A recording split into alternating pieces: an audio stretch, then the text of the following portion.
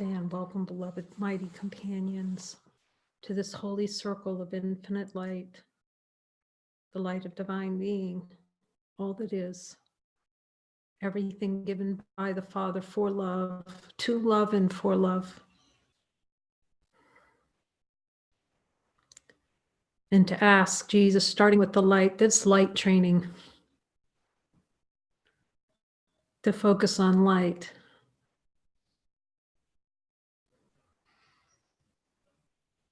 Focus on the light first, and focus on the light in your brother, even if you're not sure you see it yet.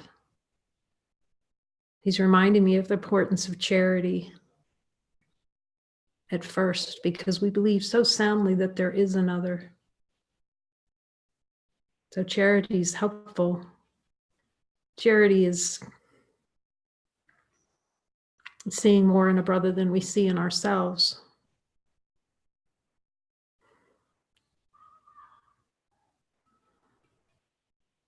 And learning to forgive the brother for what he hasn't done. To ultimately see that we haven't done anything. In the light of the divine being, we could see this. That's given so gently and so easily by Jesus in these light circles. And to be able to look at him directly as light beings, to see whether the light withholds anything, infinite light of being that's here. Does it withhold something?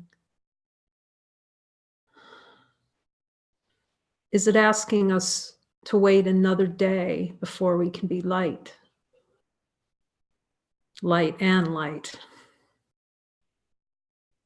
No longer carrying the heavy burdens of the world.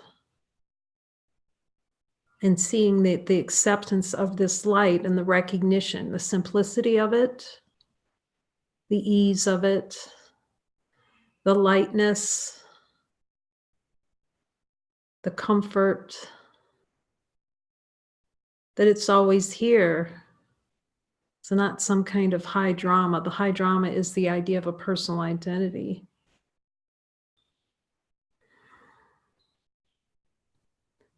It's so simple to see that there's always light here. And then the denial, the expression of consciousness to deny the light.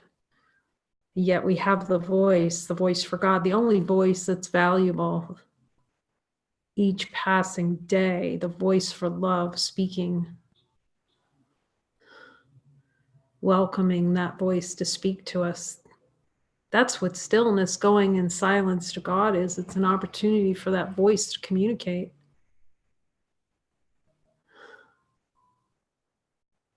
For us to invite it, like today's lesson, to invite God to speak. It may not be the way we expect. It's never the way we expect. Because ego has little conceptual ideas about what Father is and what Father. That's why we have to be completely naked and have absolutely not a clue about how it's going to speak to us. Just provide the space for grace.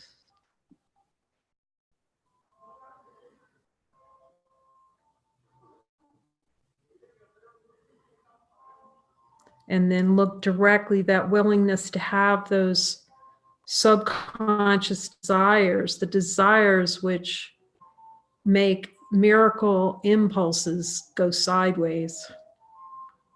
Make what's most natural to us, the expression of miracles, just go wing, flinging out into projection, rather than just an expression of pure love that miracles are. So they're like means to avoid the expression of divinity, the expression of love.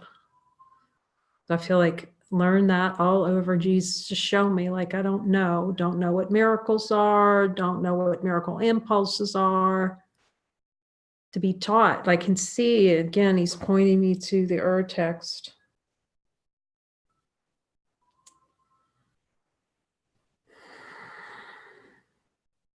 To see that holy relationship that he had with Helen and Bill that's available to all of us. And how direct and specific he is. P.S. The reason you have been late recently for work because you were taking dictations is merely because you didn't remember to ask me when to stop. Now here's the writing of A Course in Miracles, the scribing of A Course in Miracles. You didn't ask me when to, that's how specific that voice is. That's what I'm learning here. I feel happiness talking about it, how helpful and specific that is. And ask, ask, ask. Oh, that's heaven. That was going to be hell. You know, there's such an idea that that was hell, and that's the egoic play until we see through it. I really listen to that voice without compromise, because that's the only voice that won't compromise our identity. Everything else in consciousness is an attempt to compromise identity. So we need that level of specificity. I do. Okay, I don't know anyone. There's no one else out there, so I need it. I welcome it. I rejoice in it. Can't get enough of it.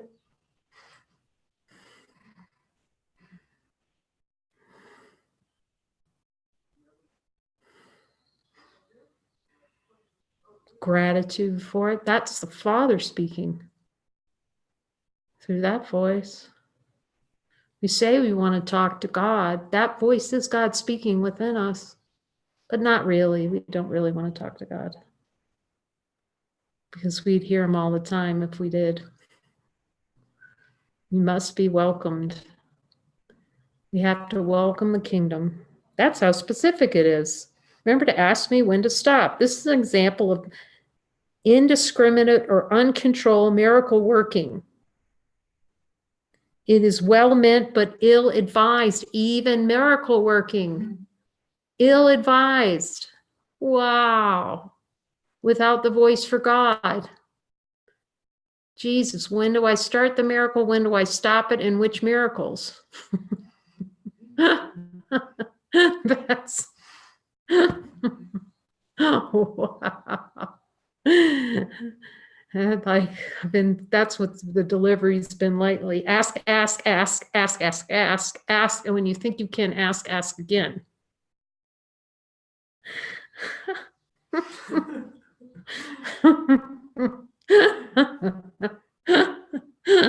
The minute you think you know something, ask.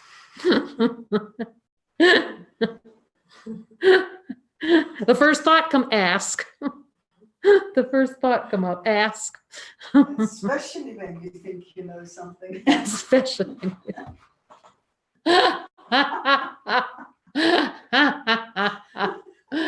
Oh, especially when you think you know something, yes. We can laugh about it.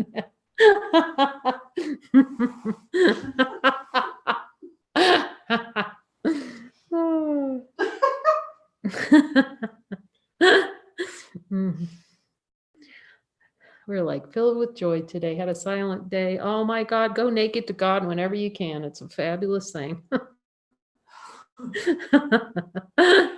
You'll see how quickly that desire for thought comes up, though. How badly thoughts wanted to block that emptiness. Fill that space up so I can't hear, so God can't come. He comes anyway. He's here already. We can see he's here on the infinite being. He's here already. Ta-da! And he's here in the voice, which we can hear Jesus all day long, nonstop. Ta-da. What about this? I've been hearing Jesus all day today, giving me the download. We can all hear Jesus. It's just looking in the thought for the desire for an experience of not being able to hear clearly, as crystal clearly, however it's going to appear. It doesn't have to be a sound. I happen to hear the, there's a conversation going on.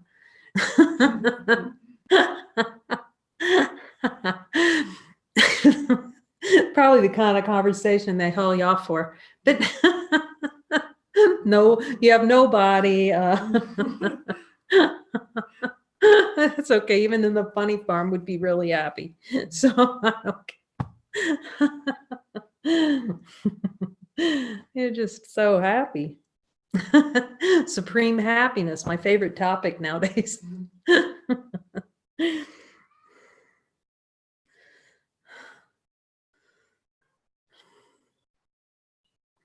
To look below the level of awareness of where the desire is not to hear. And you got to ask Jesus to show you.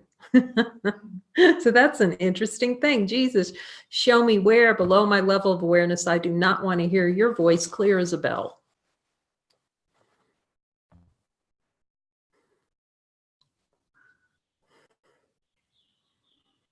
And show me all the desires not to listen to you and follow what you tell. That's even more problematic. Unquestioning following. Unquestioning following. That's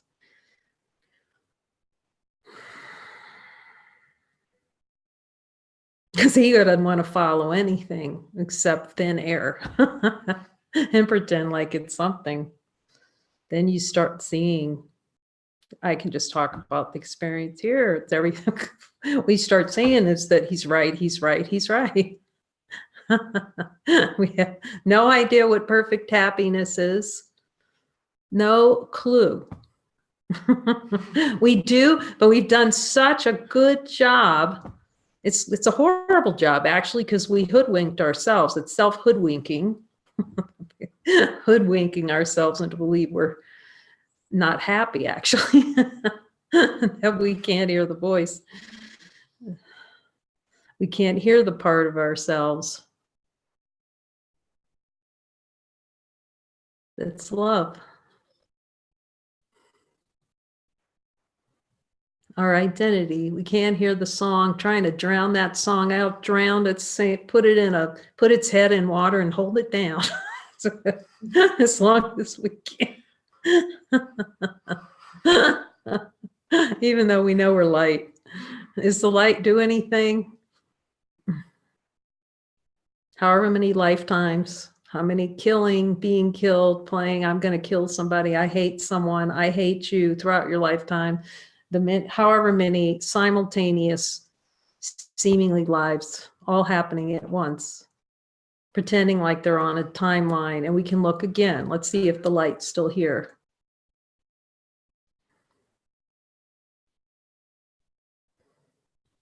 Einstein came up with something called space-time. Let's talk to the light about it.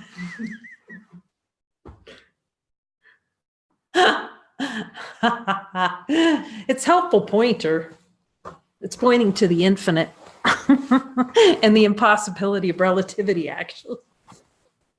Where do you begin relativity? And it also points to, it's a beautiful documentary, Beyond the Cosmos, Time. That's worth watching. Time warp. Because if you watch it carefully enough, you can see it is abjectly impossible within a time frame to communicate with anyone because they're in a different time frame. Just because they're 1 inch over from you. And so we get upset about it. I just don't understand why you don't understand me. They're in a totally different time, space continuum. I'm trying to get them to be. It's an abject impossibility. It's the world of relativity. They're over there and you're over there. Here, therefore, you're in a different space-time continuum if you want to play relative world. Communication cannot occur horizontally. What a great, that's so good. And they're even talking about time going backwards now. That's precious.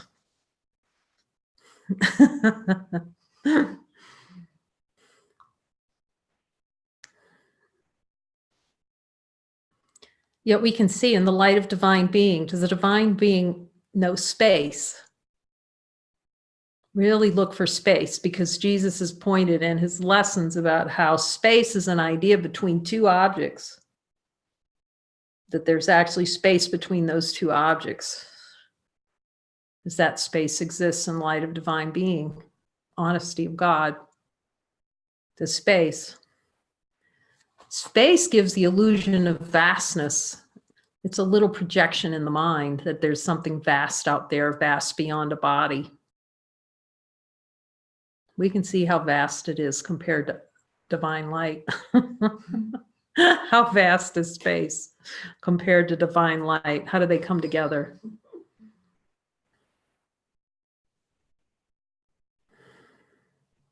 Infinite space. The quantum field. Unlimited. Uninvolved. Is nothing. That's the last thing you wanted to hear on the playground. You're nothing. That's the last. Whoever that guy was right. You are nothing. You're going to be happy being nothing. Happiness is being nothing at all. So to have this voice, oh my gosh, the voice of love, infinite love. Talking about love. What do we don't have anything better to do than to listen to that voice, actually. Not a darn thing. Nothing is more important than that voice. And if it is, we're in hell land. So good voice to listen to. So okay. He's so practical. Anyone who says that the voice for God is not practical needs to crack this book open. I'll get you to work on time. How practical is that? That is just,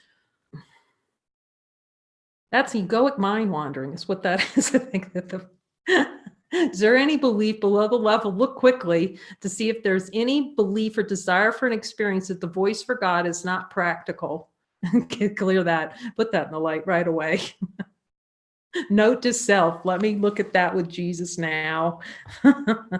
Because that's always the argument.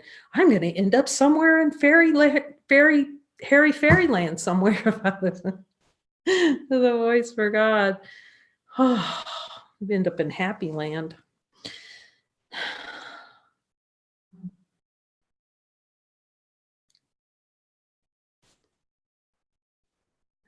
Here he is again.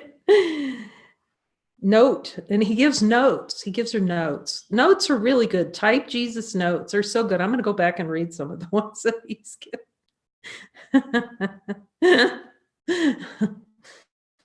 Oh, he says, don't. See it? I ask him. And then he says, no, you don't have to. Okay, be real right here. Note that you managed to fill your scribal role with no interruptions and we're also on time. And now if that's not practical, what's practical? That's dead on practical. Note, also you close the book and put it aside without consulting me. Now, if this is not specificity in instructions, ask, is that all? It was so good. Like asking him, you know, is there anything you want me to change on this page? You want a dash here? How about a dash? How about a comma? Now I see how helpful. I see it here. He was doing that without it. But you have to ask me. And then us going through it together. That's really helpful. That specificity. Have a go. Okay, is this word correct? Do you want a capital here? You want a sideways? That's the level of specificity we need to have. Actually, yes, he's stuck. That's what, for me, I need it. So I'm going to keep it. That's how specific, because we're so lost in that mind wandering. And look, this is hilarious. And it's underlined, okay? Note, caps, N-O-T-E with a note, caps, underline. Also, you close the book and put it aside without caps, consulting me. Ask, A-S-K, cap, underline, is that all? Answer, A, capital, spelled out, caps, underline, no. Add the following. These notes are serving, among other things, to replace the handwriting on the wall, which you saw next to your own altar. I don't know what that means. But that's something for Helen. Okay, here's the next line. This is for me, for all of us. If we're going to listen to the voice and type down what he says and have that relationship, to be clear, That's what I'm seeing when we take notes from him. And he will give you notes if you start. I don't know. I don't know. We haven't really talked about, I think we have maybe talked about here, who's talked to Jesus and just typed down what he says. But I can see it in all, a bunch of beings will say, I hear stuff from Jesus, then I'll type it down. But this is so specific. Scribes must, with a capital M-U-S-T, learn Christ's control to replace their former habits, which did produce scarcity rather than abundance. From errors of this kind, the sense of deprivation is inevitable, but very easily corrected.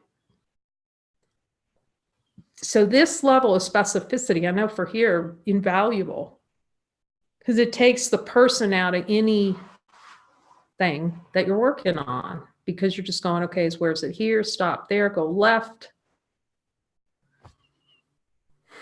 I can see he's fine-tuning.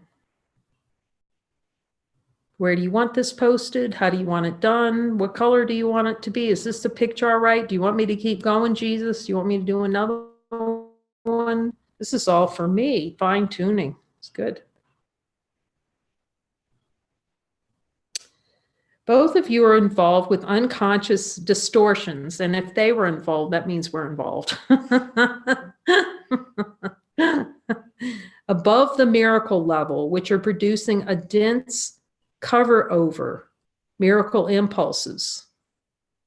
So miracles are down here, natural, trying to come up from the subconscious mind, and then there's this sea of diversion.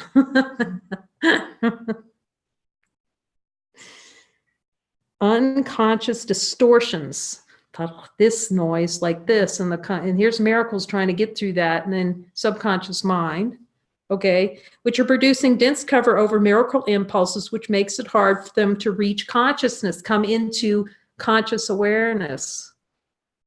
So we're living in that, the kerfuffle level.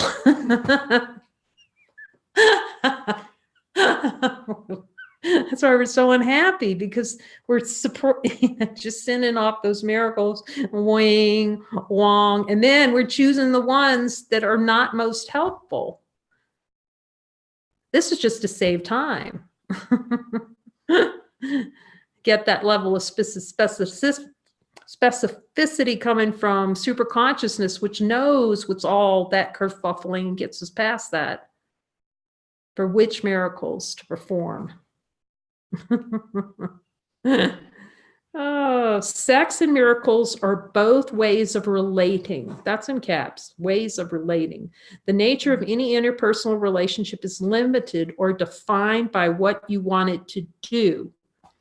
Trying to get something, which is why you want it in the first place. Relating is a way of achieving an outcome. In the light of divine being, honesty of God, does God have any outcomes in relationships? So outcome relationships, one is a wanting, is a lack experience, and a getting, trying to get something. Horizontal, which we know is impossible because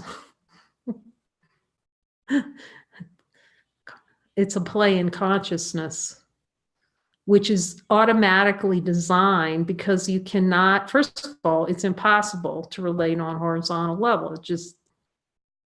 It's like, no. In the light of divine being, the horizontal relationships, first, are they true?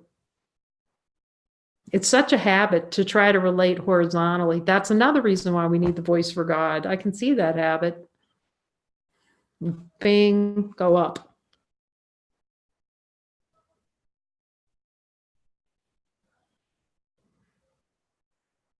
Relating, trying to relate. And I remember that. I wanted that out of, why won't you relate to me? I want to relate to you. I can't understand you. That is a belief coming up out of the subconscious mind, but it's not the you that you can't relate to. You're not relating to yourself. See those beliefs when they start arising, when you're wanting something from somebody. I can't relate to you. Something's not clear to me. That means that something that you're saying is not clear to me. It's a desired experience for something not to be clear. That's the only one who can make anything clear is the voice up. Because the world's just an entire kerfuffle of the subconscious mind. Until consciousness utilizes, and all that kerfuffling is forgiven, to let those miracle impulses. That's why he's using miracles, teaching us to do miracles, to let those that miracle impulse rise up and express divinity and break up this thick layer. The dissolution of the layer through forgiveness. The attempt, which takes energy, to keep consciousness divided, fragmented. Indiscriminate, oh, he's going into sexual stuff.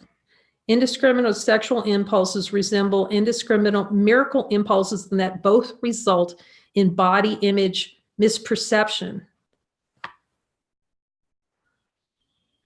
So this, even the thought ego is going to try to take miracles sideways. Sex goes sideways, miracle impulses. Of course, he says that. Indiscriminate miracle. It is a miracle impulse. Misguided, taken off sideways. The first is an expression of an indiscriminate attempt to reach communion through the body, which we've talked a lot about that. Thank you, Jesus, for that chapter. Yeah, when someone asks me, like, well, why? Hasn't he said everything? He has said everything. It's just not all of it got to the Course in Miracles. Book, text. It's still available. It's right here because we get to read it.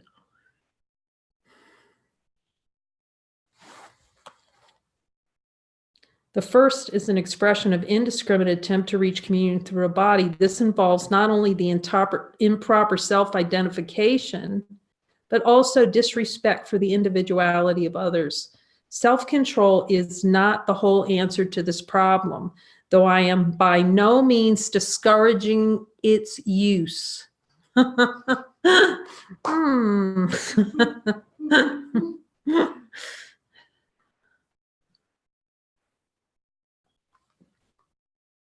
The reason it's, of course, not the whole answer to the problem is because the underlying desire for experience to join through body has to be seen through.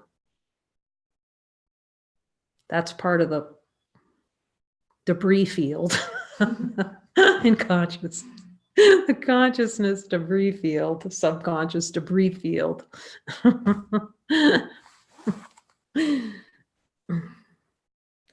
It must be understood, however, that the underlying mechanism must be uprooted. A word you both should understood well enough by now not to regard it as frightening. The underlying mechanism, desired experience, to join through bodies, to avoid seeing that bodies can never join and that there are no bodies, basically. That's the root. I'm asking you, yes. All A, capital A-L-L, shallow roots have to be uprooted because they are not deep enough to sustain you. The sustenance is those miracles rising up. But these shallow roots he's talking about is the kerfuffling in the subconscious mind, that we're acting like they have some kind of substantial nature to them that can actually sustain us. As he said in the Bible, your daily bread is, God is your sustenance. So we're pretending like we can be sustained in the kerfuffle, the subconscious beliefs and desires, and pretend like they're solid, something to put our feet into and have little roots. But we always feel unstable because the ego is unstable. The illusion that oh, here we go. Gives more. The illusion that shallow roots can be deepened and thus made to hold is one of the corollaries on which the reversal of the golden rule, referred to twice before, is balanced. The golden rule, here he's talking about it. As these false underpinnings are uprooted or given up, forgiven, seen through as untrue, equilibrium is experienced as unstable. But the fact is that nothing is less stable than an orientation which is upside down. Anything that holds it this way is hardly conducive to greater stability. So he's talking about the flip that has to occur. So it may feel unstable. Well, the ego has an idea that it's stable. It never is. And then it's going to throw that, I feel really unstable. Starts throwing out the threats. But there's nothing more inherently. Is anything more, well, we can ask the divine light, is anything more stable than infinite light, infinite being? In the light of divine being.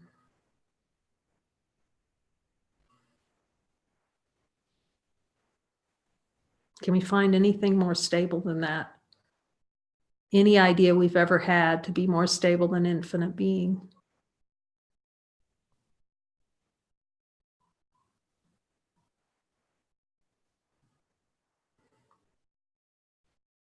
So the dream is pretending to be unstable, what does not exist. How can what does not exist be stable? The only thing stable is that voice, thankfully. Call us out of this instability that we pretended to make perception. Has perception in our direct experience, light being, has perception ever been stable in any way, shape, or form? In honesty of God, can we find a way for perception to be unstable?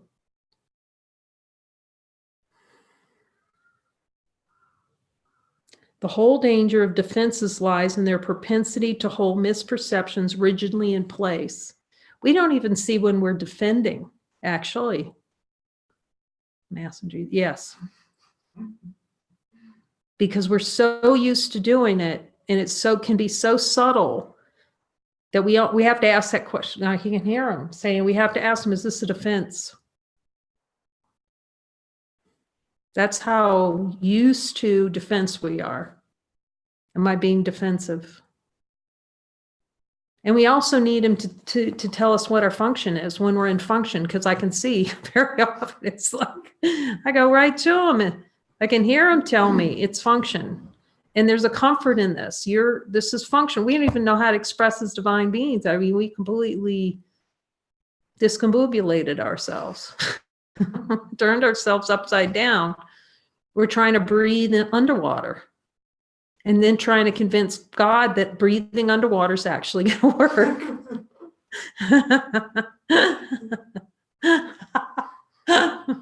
Jesus, I'm telling you, I have to be a body. I've got to be. Come on, I want to be a body. And we have to see, is infinite light that's here ever agreeing? Oh, you're a body. Go ahead. Go ahead. No. How many times does he say in the Course, I am not a body, I am free, I am God. Can't have one and have perfect happiness. Two things don't come together. But the fact is that nothing is less stable than an orientation which is upside down. Consciousness is upside down. David would say upside down and backwards. And we're trying to make stability. And you can look at the beliefs and the desires in the New Covenant and, of course, A Course in Miracles and see where he's pointing to the beliefs that there's a desire for an experience as though what the ego believes is stable and that God is unstable.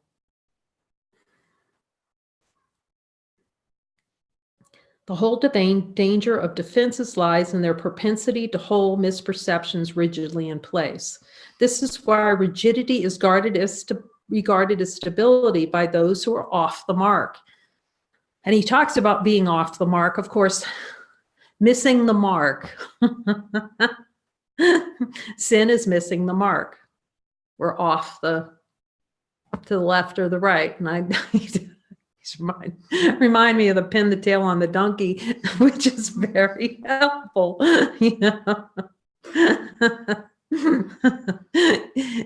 You know that game when you're a kid. And they put a little blindfold on you, and they put a little donkey up on the wall, pin a donkey. This is for everyone. I have to say, you know where the most watches are in here? From India, actually. Because they're so devoted to truth in India. But anyway, seemingly so informed. So anyway, pin the tail on the donkey.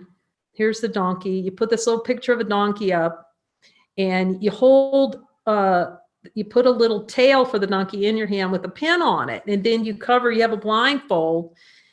And then you spin yourself around and you try to pin the tail on the donkey. Well, you're going to miss where that tail goes every time. And that's what we've done with consciousness being upside down. We're missing the mark all the time. We put the covers, blinder in our eyes, and the donkey's tail's going to end up, on the cat. And then we wonder, why can't we get this? Why doesn't this feel right? I don't get it. Because we're off the mark. We're missing the mark with these upside down ideas about identity. So we need that voice for God, the voice within, for the fast track, to kind of tell us and say, give us some direction. You're missing the donkey. And open your eyes. And it's okay to open your eyes. You don't need to, you don't, this whole idea, like in the Western world, like the belief in sin and everything. Like, it's not sin, it's missing the mark. That's why he uses that very specific language. Note, the only final solution he talks a bit about, because Helen apparently froze when he said the final solution because she was Jewish, and obviously Hitler used those words, final solution. All actions which stem from reverse thinking are literally the behavioral expressions of those who know not what they do. Missing the mark and putting the blinders on the eyes and trying to pin the tail and going, and then getting mad. We want that experience, actually. Get mad because we're not able to pin the tail on the donkey properly.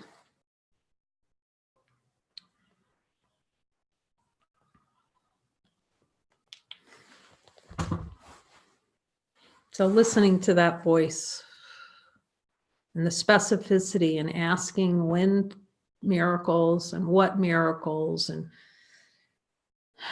don't ask why. That's what Jesus doesn't have a why, other than it's helpful, its purpose, its function.